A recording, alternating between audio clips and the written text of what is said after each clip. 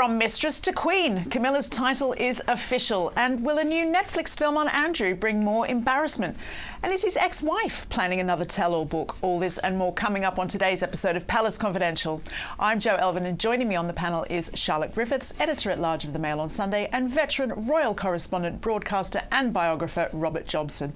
A reminder that if you enjoy Palace Confidential, please subscribe to our YouTube channel, and that way you'll never miss an episode. We don't want that for you.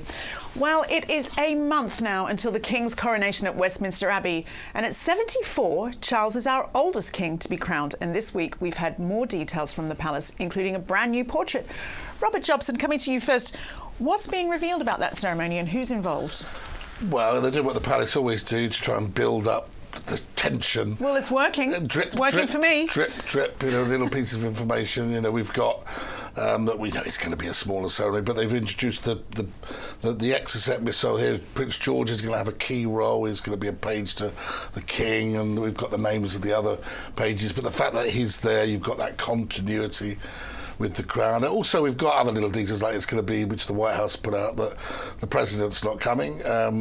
That wasn't particularly unusual, but Mrs. Biden will be there representing America. So, the little things are coming out. They're beginning to get a sense of how the coronation is going to unfold, but it's just going to be a bit smaller. The pageantry is going to be there. They've got all of the people are going to be camped out outside the Abbey, etc. I think it's just going to be less people inside the Abbey, essentially. Yes, just the 2,000 people on that much smaller guest list, Charlotte. Your name featuring on there at all? I think I'm number 2 on the list, just behind Camilla. Very good. Now, the invitation itself is pretty spectacular. We've all been poring over that, haven't we? What are your thoughts on it? It's just so Prince Charles, isn't it? Doesn't seem very royal to me. Yeah, so first of all, can you imagine if it was Andrew's invitation? It would be gold and maroon and just brashness. Like straight out of the Henry. Henry. Already, poor Andrew's. I know. Straight out of the Henry VIII playbook. Yeah. What I quite like about Charles is it's kind of understated in that it's watercolour. We know he loves watercolours. Yeah. It's got a little pagan vibe with the green man at the bottom. It's got a tiny bit of gold,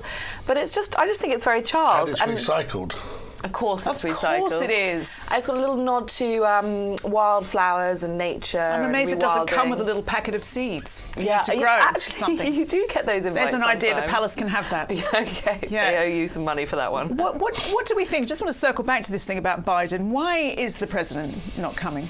Don't really expect it. I mean, the last, not that I was there, but the last one, the president Eisenhower didn't come, and so he sent 4 special ambassadors, which included, I think, General Omar Bradley, people like that. So it's not necessary for him to be here. He said, I think the fact he's sending the First Lady is important, and it shows the level of closeness, and the fact he's had a personal conversation with the King and said that he wants to meet him in the UK, so therefore there'll be at some stage an incoming presidential visit from Biden if he survives and gets back in.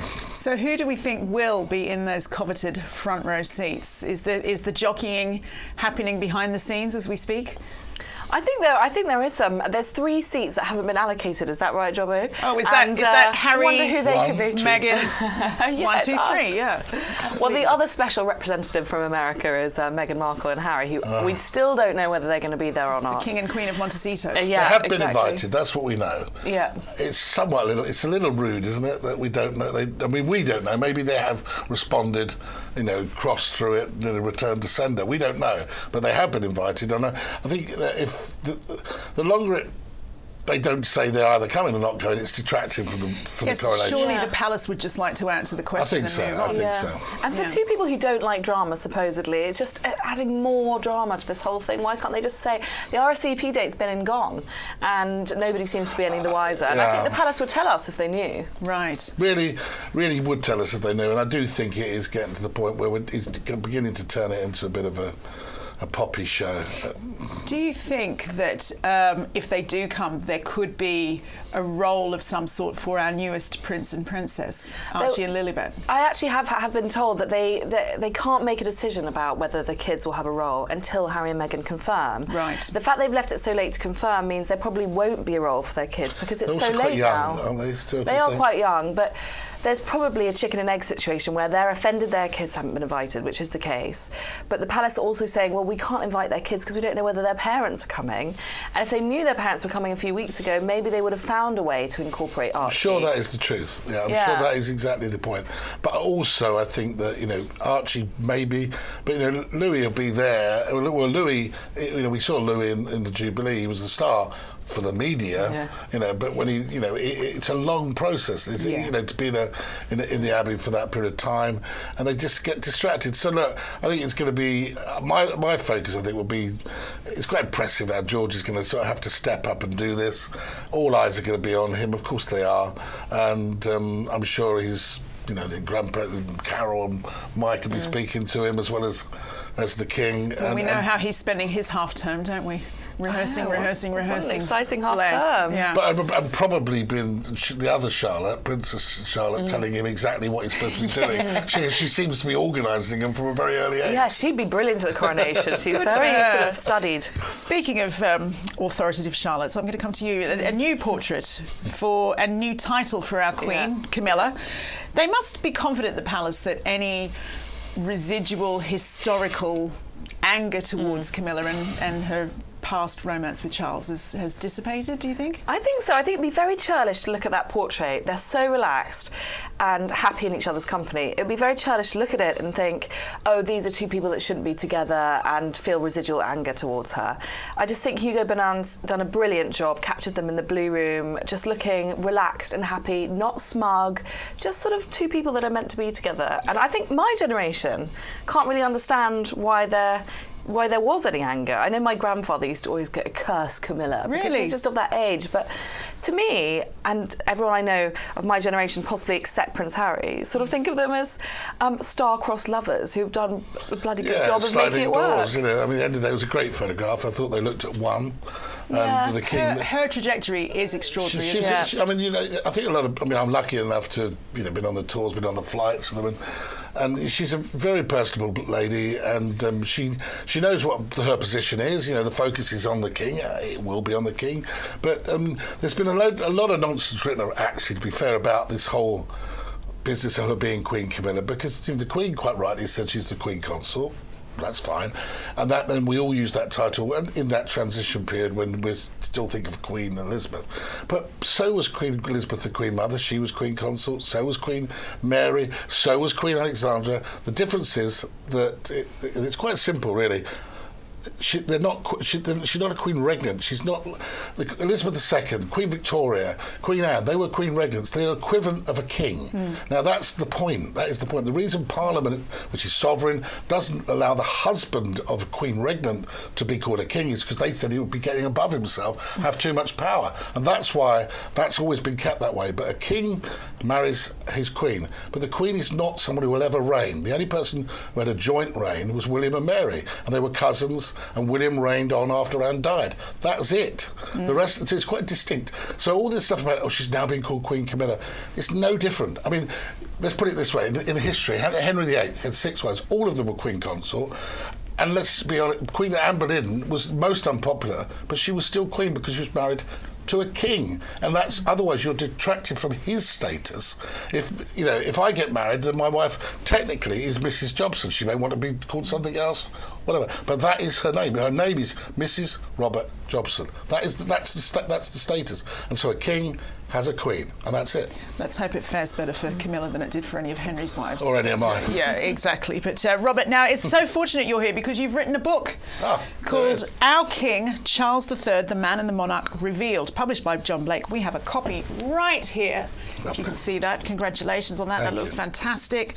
Now, tell me, it's being serialised in the Daily Mail and the Mail on Sunday this weekend. How do you think the coronation will reflect the kind of king that Charles will be?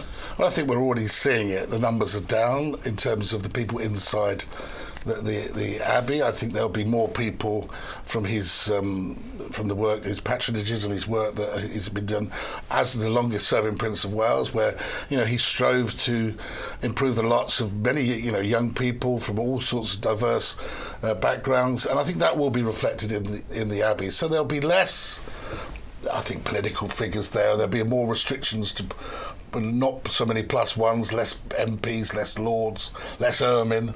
But it'll still be a very interesting historic moment. I mean, there's only a few people around, not that many people around who witnessed the last coronation. So I think that a lot of people will be interested in the historic spectacle. This is a sacred moment, and I think that the acclamation of the king and his people.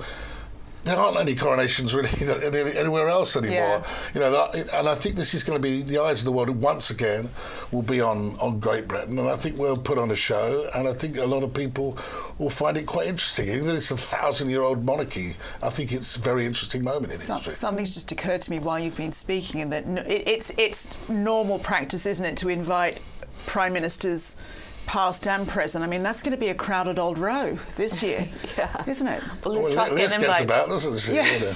There's been a lot of Tory prime ministers, really, but anyway, let's see how the seating plan works there. Now, we will be discussing more of your book in a minute, but let's now turn to the Duke of York, everyone's favourite subject. He's trying his best to keep a low profile, but as exclusive pictures in the Mail on Sunday show, that's quite tricky when Netflix is making a film all about you. It's called Scoop, and will take audiences behind the scenes of Prince Andrew's bombshell BBC interview with Newsnight reporter Emily Maitlis. The film is due to be released next year.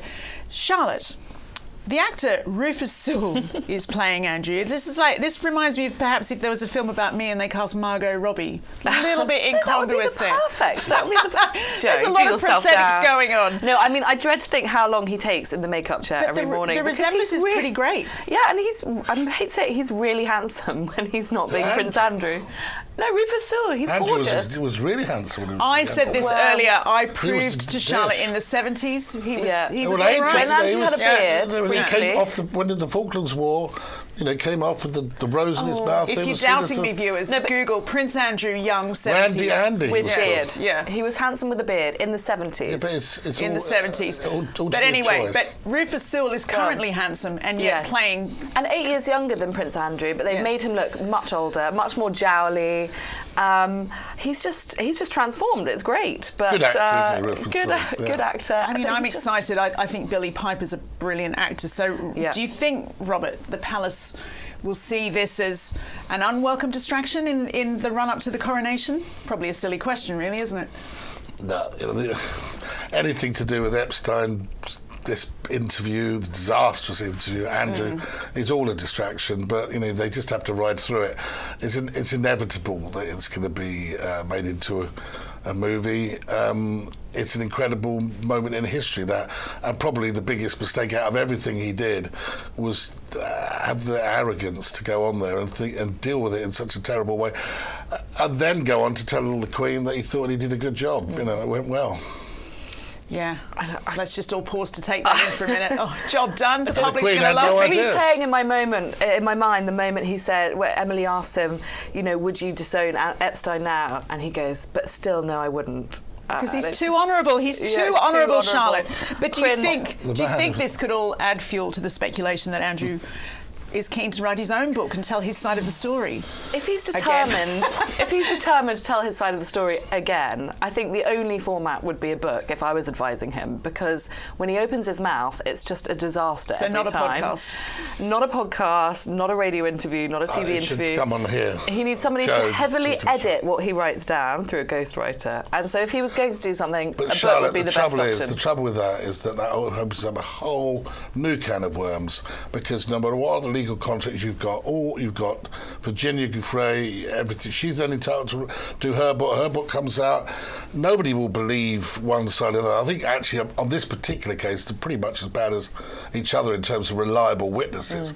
I don't swear. I do swear. I was at the Pizza Hut. God knows what she would say. But both, I've read all of her witness statements as well, and they're as flawed as everything else. So the best thing he could do is not write a book and not do anything and just get his golf clubs and head to Scotland and play golf. I just want, in fairness to Prince Andrew, it was Pizza Express, which is much posher than Pizza Hut. I'm sure he'd want me to correct that. Is it? Would never be seen in a Pizza Hut. I think mine's even worse. Mine's a Domino's. So Domino's on the sofa. But this is something, Robert, that you discuss in your new book, isn't it? How do you think Charles's relationship is now with these wayward dukes, Harry and Andrew? Look, the thing is, just like the Queen had to wear two hats, one of them was a crown, and that's exactly now the same for the King.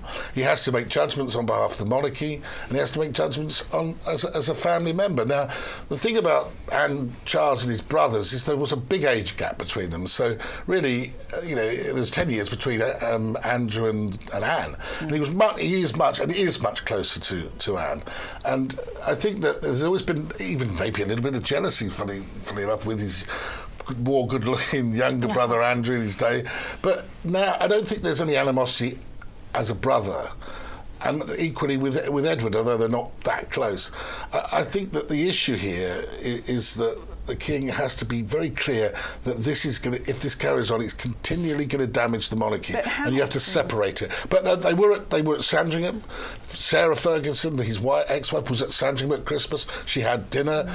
She had the Christmas lunch with the family. So there's a separation between private family and duty as the monarch. As a monarch, Andrew's finished. But how can it possibly be true? How can it possibly be true that there's no personal animosity when it's causing so many headaches for the royal family? I don't think there is. I don't think the King would even think like that. He would think of him as his brother is there. He's got this issue to deal with. His brother has told him quite clearly many years ago, I did not do this. Now, I did not do what I've been accused of. And therefore, if the King has accepted that as a brother, then he has to accept it. But as this has gone on, it's unravelled. It's become worse and worse and worse. But the very fact that he loves his nieces, Princesses Beatrice and Eugenie. They have a good personal relationship with the King, and he was trying, I think, to get everybody together. And after the Queen's death at Christmas, and the fact that Sarah Ferguson was there is a big step, and she was getting on very well apparently with Camilla, who's another person who wants to try to, there's enough divisions in this family to not have more. We've got the bigger problem is the Harry and Meghan issue. Well, let's move on from that. I've got a question for you, Charlotte. Officially, the royal family always say they don't watch things like The Crown or Scoop, although a little birdie tells me that one or two of them might have tuned into Palace Confidential on occasion. Oh, that's good. But do we really believe that? Well, we know that Harry sort of gave the impression that he didn't watch The Crown, and then much later on admitted that he does watch The Crown and has watched it all. And there's no way Andrew will be able to resist watching himself as played by Rufus Sewell. Surely he'll just go, God, it's like looking in a mirror. I'm so handsome and gorgeous. I think they probably do. And I know Sarah Ferguson watched, The Windsors, that sitcom. Oh, the genius, The Windsors. Savagely takes her down.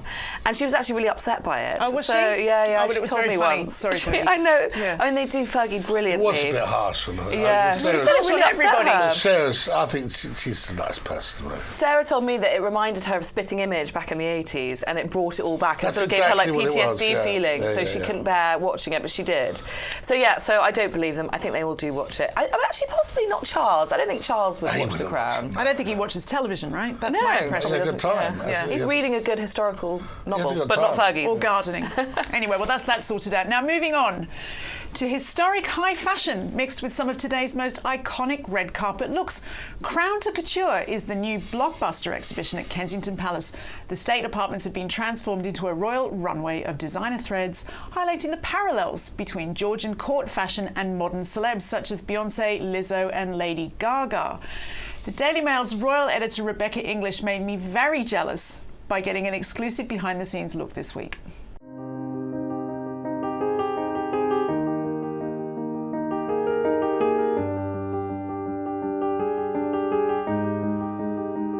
In Kensington Palace at Crown to Couture, and it's the biggest exhibition that Historic Royal Palaces, the charity that run the operation here, have ever put on. Tell me a little bit about it. So the idea for the exhibition came in 2018. We happened to have an exhibitions proposal meeting on the same day as the day after the Met Gala. And so I thought, gosh, the 18th century court was rather like the Met Gala. So you have an instant visual connection because obviously massive dresses on the red carpet, massive dresses worn in the 18th century. Polly, we've got two magnificent examples of Georgian court dress here. Particularly fascinated by the lady's gown and the width of her skirts. Tell me a little bit about that. In the 18th century, silk was everything. It was so expensive. And I think if you're in an arena where you need to show your status, and silk is something that's really expensive, I think it's quite natural. It's going to get wider and wider and wider. And turning to the male outfit, I'd say it's almost as lavish, if not more so, than that of his female companion. Why would that be? A really good embroidered court suit was essential for a good court appearance, but actually men could spend almost more than women on a court gown.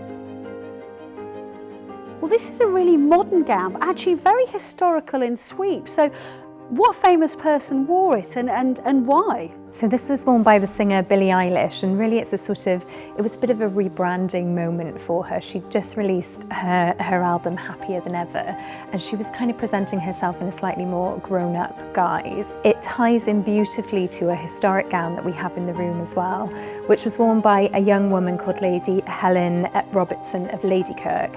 And it was worn in the mid-18th century, and she too was sort of showing a new side of herself. Now I love this gown because it feels really majestic and like it was born to be here. The flute's probably a bit of a giveaway, but tell me a little bit about it and who wore it. This was worn by Lizzo. Like you say, the flute is a giveaway. She's a classically trained flautist. She really sort of encompassed the parallel that we're drawing between 18th century court visits and 21st century red carpet appearances. Well, this is magnificent, and the wearer is clearly channeling her inner goddess. So, Claudia, tell me who wore this dress? Well, this is Beyoncé's 2017 Grammys look, and we're in the presence chamber at the moment, which is where people would have come and met the monarch on the throne. And so it felt appropriate that we should put modern day celebrity royalty, Queen Bee, on the throne in this room.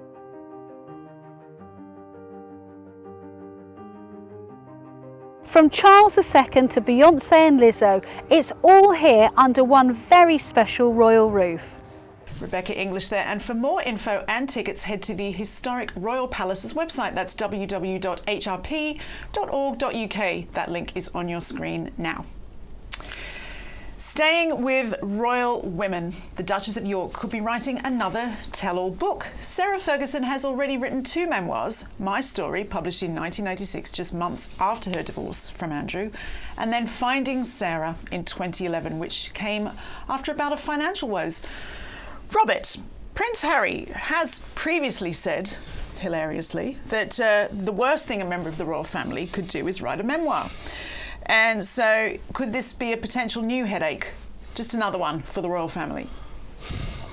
I don't think it's going to help, really. Understatement of the day. I think Sarah, I don't think it'll help Sarah either, because I think, if you've just been welcomed back in, then you're just going to be kicked straight back out again. Do you think she is writing a new book? I don't think so, and I think that I think that actually the money will soon be being distributed from the Queen, everything that's been going on. Did they really need to rock this boat? And with Andrew, to be honest, is he just throwing that out there to get a bit of leverage? Maybe bargaining chip. It'll be a big mistake to do it. I mean, other royals have written books, as we know. I mean, the Duke of Kent had a book out, but it was very straightforward, like not any scandalous. But I just don't think it's going to help anyone in this early stage of the reign. And I'm sure if the King had his way, he wouldn't want anybody doing this. But I think he needs to take a grip on all these books. Angela Kelly's apparently bringing one out too. Obviously, can't really stop that because the Queen signed that off. Yeah, well, that's true. She signed off before she died. I do wonder sometimes if the likes of Sarah and Andrew look at Prince Harry doing Spare and thinking, well, if it's good enough for him. Yeah, and it sold millions and millions of copies. But they won't need sell money. millions and millions of copies, Andrew and Sarah. No, they might. If they sell it half depends as what many. he says. Yeah. It's just, what... Yeah, I suppose if they sell half as many, yeah, maybe. It's still a lot Who of money, am I to isn't not it? people writing books? What do we think? What do we think now is the feeling about Sarah Ferguson within the royal family? Famously, the Duke of Edinburgh was not keen, but now that time's moved on, she's dropped her HRH title. Well, she lost it. I mean, when she divorced Andrew. Yeah. But what do you think that the King makes of her now? Well, the King actually always liked her. You know, they skied, and she was a good skier, and found her, I think, was amongst people that said she was a breath of fresh air when she arrived on the scene. So, you know, personally, I think he quite likes her, you know, and she's getting on loyal as well. She hasn't really done an awful lot wrong lately, put it that way. And you know, I think she's a good egg, and I think the fact that they've invited her back for Christmas shows that and Camilla and her get on quite well. So look, to me, if she's going to write a book, I think it'll be an error. Don't do it, Sarah. Don't do it. Also, she hasn't got her coronation invite yet, so she might. I don't think she'll go to the coronation. No, so because they're limited numbers, and they won't be. Why should she really be there? Well, she's been very loyal to the Queen. She speaks very There's warmly only 2,000 spaces about Camilla in all interviews. But there's not enough spaces for all the prime ministers and God as well. Yeah, I suppose it was. So I think she should be there. I think she said she would be. Tough criteria. if you've been part of the royal family and you still can't make the cut. But her first historical novel, Charlotte, made it into the UK bestsellers chart. Is Fergie able to carve out a career as an author away from the royal family? She's got those children's books. Yeah, her children's books actually did surprisingly well. But you know, she made it into the bestsellers chart. She actually only sold 1,072 copies to make it into the top 10 in that week. When was that? It was 2 or 3 years ago, I think. But she sold 1,000 copies in a week, and that made her put her into the bestsellers chart that week. But I think, you know, we're overblowing the sales numbers here. I don't think she sold a lot of copies the first time round. She might sell some more this time round. UK bestseller list. Let's just focus on that. I don't want to be on. Meghan was in the bestseller list in America, wasn't she? Was she? Meghan with the bench. Yeah, and then nobody bought the bench. Yeah, so. But I have to say she's doing a lot. How it works, I don't know. She's doing a lot more promotion for this one. I think the last one obviously came out while the Queen was still alive. This one she's promoting the hell out of. It might do better. And people say she's very good at historic fiction about the Victorian era. And romance novels. And romance. I haven't read the latest one. I was going to say, which ones have you read?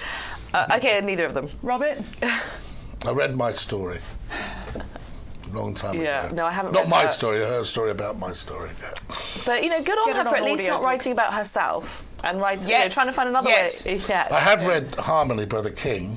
Oh, yeah? And I listened to that as well. And that's a very good book. I recommend people read that. What is that? It's called Harmony. It basically sets out what he believes.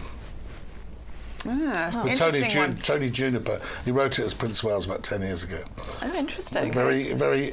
Not many people have read it when it gets in, but when they do read it, they get him. Fun fact, that's your bedtime reading sorted. Let's move on. Now, the King and Queen Consort have been giving out Maundy money in York Minster. It's the first time Charles has undertaken the traditional service as King. Money is handed out to people in recognition of their work in the church and community. So for our montage this week, we look back at the royal family's most memorable Maundy visits.